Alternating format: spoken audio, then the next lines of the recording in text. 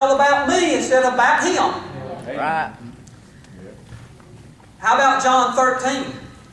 I won't even read that, but you can write it down. John 13, 1 through 9. Jesus right here after the Passover, Jesus right here was washing the feet of his disciples. Y'all remember that? Right.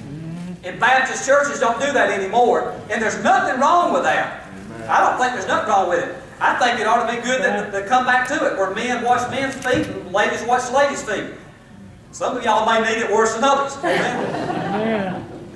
But what Jesus was trying to show them, y'all, was being a servant to the people that he was the leader of. Amen. You think our president of this country would wash his congressman's feet?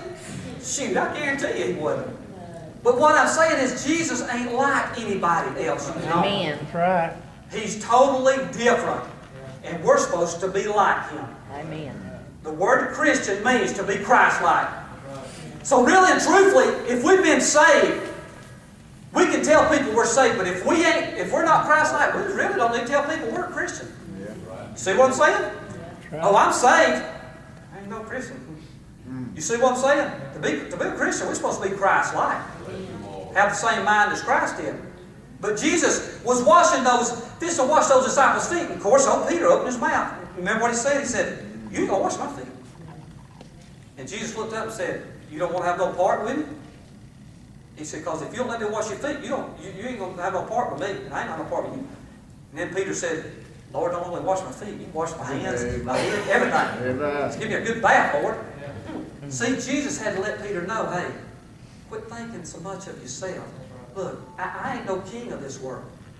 I'm a servant. I've come to seek and to save those that which are lost.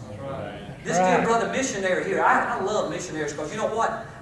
What they do, leaving this world, this country we live in, to go to those countries that don't have nothing, much of nothing and stuff like that.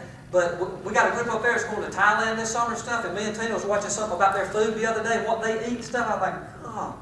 But you know what? We need to pray for these missionaries. Amen. We need to pray for them. Because you know what? The Lord may knock on our heart's door and say, hey, guess what I want you to do? Amen. I want you to be a missionary.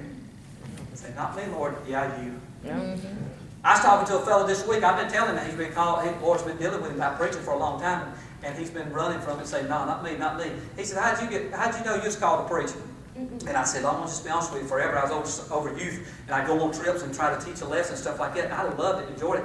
And then one Wednesday night, Brother Jimmy called me and said, I want you to do the Wednesday night thing tonight, church. I said, what are you talking about? He said, just do the sermon, not the sermon, but do the teach for us tonight. I said, all right. I said, well, I ain't no preacher.